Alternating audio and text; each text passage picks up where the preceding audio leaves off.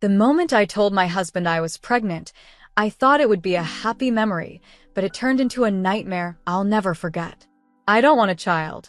"Get an abortion," he yelled, his face full of anger. His words cut deep, but what he did next shocked me even more. He grabbed my neck in fury and punched me hard in the chest, leaving me gasping for air. His grip tightened as I struggled to breathe, my vision fading before I collapsed on the floor. What happened after that was even more shocking. Hello, my name is Ava, and this is the story of how I found the strength to fight back and reclaim my life. I grew up in the bustling city of Denver, Colorado, and worked as a graphic designer for a small but creative agency. At 27 years old, I loved my job and was passionate about turning ideas into visual stories. Life felt promising, filled with opportunities and dreams. That's when I met Ethan, a 31-year-old entrepreneur who ran a marketing consultancy. At first, Ethan seemed like everything I had ever wanted: charming, intelligent, and supportive. He had a way of making me feel seen, valued, and special. We met at a networking event, and our connection was instant. Ethan soon became a regular presence in my life, always encouraging me in my career and showering me with attention. I thought I had found someone who truly understood me. After months of dating, Ethan proposed during a sunset dinner by the lake, and I said yes, without hesitation. It felt like a fairy tale.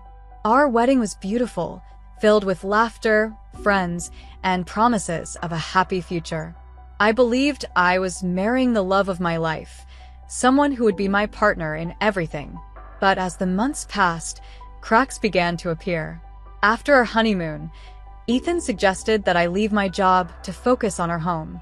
"You shouldn't have to work so hard," he said one evening, his tone persuasive. "I can provide for us. You deserve to enjoy life." I hesitated. My career was an important part of who I was.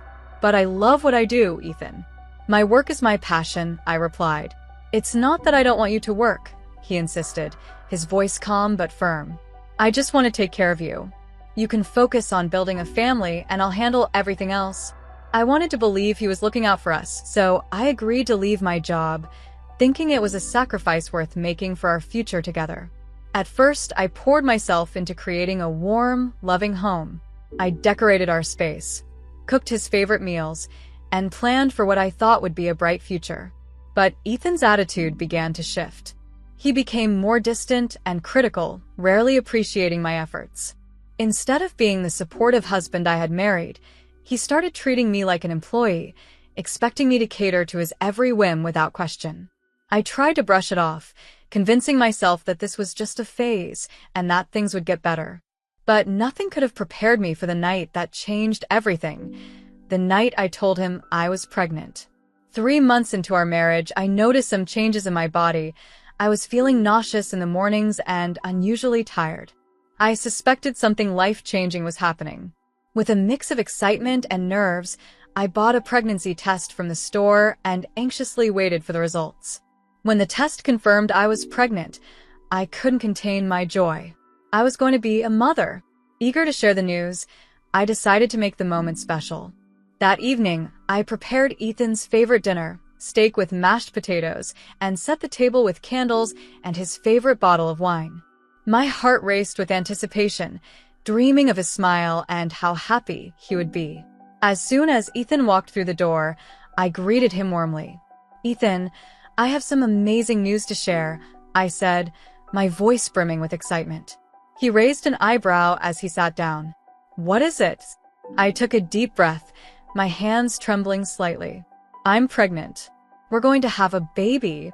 I waited for his reaction, expecting joy or at least a smile, but what I saw instead froze me in place. His face darkened, his brows furrowing into a deep scowl. "What did you just say?" he asked, his voice low and cold. "I'm pregnant," I repeated, trying to keep my tone steady, though his expression unsettled me. "This is wonderful news, Ethan. We're going to be parents." His fork clattered onto the plate as he stood up abruptly, towering over me. "I don't want a child. You need to get an abortion," he shouted, his voice echoing through the room like a thunderclap. My heart sank, and I stared at him in disbelief. "What?" "Ethan, this is our baby. How can you even say that?" I pleaded, hoping he would calm down and see reason. Instead, his anger only escalated. "You're being selfish. You didn't even ask me if I wanted this," he roared, stepping closer to me. Before I could respond, he reached out, grabbing my neck in a sudden fit of rage. His grip was tight, cutting off my air, and I struggled against him, gasping for breath. Then, without warning, he raised his fist and punched me hard in the chest, sending me sprawling onto the floor. Pain shot through my body as I landed, dazed and terrified. My vision blurred, and I struggled to stay conscious as he stormed out of the house, slamming the door behind him. I lay on the floor, trembling and gasping for air, trying to process what had just happened. The man I had trusted with my heart and my life had become a monster. But as I lay there, tears streaming down my face, something inside me shifted. I couldn't live like this anymore. I wouldn't let him destroy me or my child. That night, I made a decision. I had to leave for my safety and the safety of my unborn baby. I packed a small bag with essentials, grabbed my purse, and drove to the one person I knew I could count on, my father. I drove through the dark streets, my hands trembling on the wheel, the events of the evening replaying in my mind. I was hurt, scared, and heartbroken, but I knew I couldn't let that stop me. I had to protect myself and my unborn child. My father, Paul, lived in Kansas City, where he managed a chain of successful restaurants. I knew he would help me. He always had a way of making me feel safe, even in the worst moments. When I arrived at his house late that night, I knocked on the door, feeling a mix of fear and relief. My father opened the door, his expression shifting from surprise to concern as he saw me. "Ava? What happened? You look pale," he said, pulling me into the house. Tears welled up in my eyes as I recounted everything that had happened. Ethan's explosive reaction, his violence, and the betrayal I felt. My voice trembled, and I struggled to get the words out, but my father listened intently, his jaw tightening with every word. "I can't believe he would do that to you," my father said, his voice heavy with anger and concern. "You deserve so much better, Ava. You're staying here with me. We'll figure this out together." That night, as I lay in the guest room, my mind raced with questions. How had things gone so wrong? How could the man I once loved turn into someone so cruel? I knew I needed answers, and I needed to take action. The next morning, over breakfast, my father placed a hand on mine. "I think we need to dig deeper into Ethan's life. There's something off about this whole situation," he said. "I know someone who can help, a private investigator. If Ethan's hiding something, we'll find out." I nodded, a mix of fear and determination settling in my chest. "I need to know the truth, Dad. Whatever it is, I have to face it." Later that day, my father introduced me to Thomas, a seasoned private investigator he had worked with before. Thomas was kind but direct. "Ava, I'll do everything I can to find out what Ethan is up to. It might take a few days, but I'll keep you updated." As I waited for answers, I tried to focus on regaining my strength. My father was my rock during those days, reminding me of my resilience and that I wasn't alone in this fight. But deep down, I was bracing myself for what Thomas might uncover. 3 days later, Thomas called. "Ava, I found something you need to know," he said, his voice steady but serious. My heart raced. "What is it?" I asked, gripping the phone tightly. "I've been tracking Ethan's movements and speaking to some of his contacts. It appears he's been having an affair with his assistant, Mia, for several months," Thomas revealed. I felt like the floor had fallen out from under me. "An affair? Are you sure?" I asked, my voice barely above a whisper. "Yes," Thomas confirmed. "But that's not all. I've also uncovered some suspicious financial activity. It seems Ethan and Mia are involved in illegal money laundering through his business." The words hit me like a freight train. Not only had Ethan betrayed me, but he was also entangled in criminal activities. The man I thought I knew was a stranger. That evening, I sat down with my father, sharing everything Thomas had uncovered. "Dad, I can't believe this. Ethan has been cheating on me and breaking the law. I need to do something about this." My father's expression was grim but determined. "We'll take care of this, Ava. You're not alone in this fight.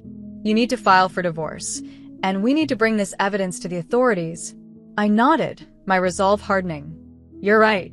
I'm done being afraid. It's time for Ethan to face the consequences of his actions." The very next morning, I made an appointment with a divorce lawyer my father had recommended. Her name was Clara, a sharp and experienced attorney who specialized in cases involving abuse and financial misconduct. As I sat across from her in her office, I recounted my story, sparing no details. "Ava, I'm so sorry you've gone through this," Clara said, her voice calm, yet filled with empathy. "We'll make sure you and your child are safe, and that Ethan faces the consequences of his actions. But to build a strong case, we'll need solid evidence of the abuse, infidelity, and his illegal activities." "I already have evidence from the private investigator," I said, handing over the files Thomas had compiled. "There are records of his affair and his financial crimes." Clara reviewed the documents, nodding as she flipped through the pages. "This is excellent. With this, we can not only secure your divorce, but also push for criminal charges against Ethan. We'll file the paperwork immediately." Leaving Clara's office, I felt a surge of empowerment. For the first time in weeks, I felt like I was regaining control of my life. But there was one more thing I needed to do: confront Ethan. I wanted him to know that I wasn't the frightened, submissive woman he thought I was. I wanted him to see the strength he had underestimated. With Clara's advice, I arranged to meet Ethan in a public place, a coffee shop in the city center. My father insisted on accompanying me, and though I was nervous, I knew I had to face Ethan head-on. I wasn't going to let him manipulate me ever again. The day of the confrontation, I dressed carefully, choosing an outfit that made me feel confident and strong. My father dropped me off at the coffee shop and waited in his car nearby, ready to step in if things escalated. I walked in, scanning the room until I spotted Ethan sitting at a corner table. He looked up as I approached, his face a mix of surprise and suspicion. "Ava," he said, leaning back in his chair. "You finally decided to talk to me. Good. We need to sort this out." I sat down across from him, meeting his gaze with unwavering determination. "Yes, Ethan, we do need to talk. I know about Mia. I know about your affair and the illegal activities you've been running through your business." His expression froze for a moment before he chuckled nervously. "What are you talking about? You're making things up, Ava." "Don't lie to me," I said, my voice steady. "I have proof, emails, transactions, surveillance footage. Everything." His smirk disappeared, replaced by a cold glare. "So, this is what you've been doing? Spying on me? You think you can just walk away and ruin my life?" "I'm not ruining your life, Ethan. You did that all by yourself. I've already filed for divorce, and I'm working with the authorities to make sure you're held accountable for everything you've done." His fists clenched on the table, and for a moment, I thought he might explode. But instead, he leaned forward, his voice low and threatening. "You'll regret this, Ava. You have no idea what you're getting into." I refused to let his intimidation tactics work. "I've lived with regret long enough, Ethan. I'm not afraid of you anymore." With that, I stood up and walked out of the coffee shop, my heart pounding but my resolve stronger than ever. My father was waiting outside, and as I got into the car, he smiled at me. "You handled that like a champion, Ava." "I just want this to be over," I said, leaning back in the seat. "But I know this is only the beginning." The days following my confrontation with Ethan were filled with a whirlwind of meetings, documents, and emotional preparation. Clara and her team worked tirelessly, filing the divorce papers and submitting the evidence against Ethan to the authorities. Meanwhile, Thomas, the private investigator, continued to dig deeper into Ethan's financial dealings, uncovering even more incriminating evidence. One evening, as I sat at the dining table with my father, Clara called with an update. "Ava, the authorities are moving forward. Based on the evidence we've provided, they're preparing to bring Ethan in for questioning. They've also frozen his accounts to prevent further illegal activity." A wave of relief washed over me. "Thank you, Clara. What happens next?" "They'll conduct an official investigation, and if everything checks out, which I'm confident it will, Ethan and his accomplice will face serious charges, she explained. But be prepared, Ava. Ethan might try to retaliate or contact you again. Stay safe and keep your distance. I assured her I would, but deep down I knew Ethan wasn't going to give up without a fight.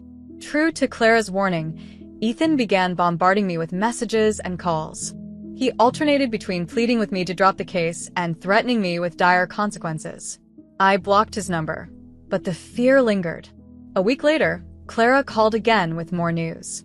Ava, the authorities have completed their investigation and are ready to proceed. Ethan and Mia will be arrested tomorrow morning. My breath caught. Arrested? Yes, she confirmed. The charges include fraud, money laundering, and conspiracy. This is a big step toward justice, Ava. The next day, I anxiously waited for an update. Around noon, Clara called to confirm that Ethan and Mia had been taken into custody. It's done, Ava. They're being held for questioning, and formal charges will follow. The prosecutor is confident this case will hold up in court. Hearing those words brought a mix of emotions: relief, triumph, and a tinge of sadness for what could have been. Ethan had once been the man I loved, but he had chosen a path of deceit and destruction. Now, he was finally facing the consequences of his actions. A few weeks later, Ethan and Mia's trial began. I sat in the courtroom, supported by my father and Clara, as the prosecutor laid out the case against them. The evidence was overwhelming. Detailed records of fraudulent transactions, surveillance footage of their secret meetings, and testimony from witnesses who had been involved in their schemes. Ethan's defense was weak, and his lawyer's arguments couldn't hold up against the mountain of evidence. After several days of testimony and deliberation, the jury delivered its verdict: guilty on all counts. The judge sentenced Ethan to 7 years in prison for fraud and money laundering, along with hefty fines to compensate for the damages he had caused. Mia, as his accomplice, received a lighter sentence, but was also held accountable for her role in the crimes. As the judge announced the verdict, I felt a weight lift off my shoulders. Justice had been served. Ethan would no longer have the power to hurt me or anyone else. With the legal battle behind me, I focused on rebuilding my life. I moved back to Denver and began freelancing as a graphic designer again, finding joy in the creative work I had once loved. My father remained my biggest supporter, constantly reminding me of my strength and resilience. Months later, I welcomed my baby, a beautiful, healthy daughter. Holding her in my arms, I felt a sense of peace and purpose I hadn't known in a long time. She was my reason to keep going, to create a life filled with love and hope. The journey had been long and painful, but it taught me the importance of self-worth and standing up for myself. I had turned my darkest moments into a source of strength, proving that I could overcome anything. As I tucked my daughter into bed one night, I whispered, "We're free now, little one. The past is behind us, and the future is ours to create." And with that, I closed the chapter on the life I had left behind, ready to embrace a brighter, stronger future. If you enjoyed this story, I'd love for you to show your support. Please like the video, leave your thoughts in the comments, and hit the subscribe button to stay updated with more inspiring and engaging stories. Your feedback and encouragement mean the world to me, and they help me create even better content for you. Thank you for being a part of this journey.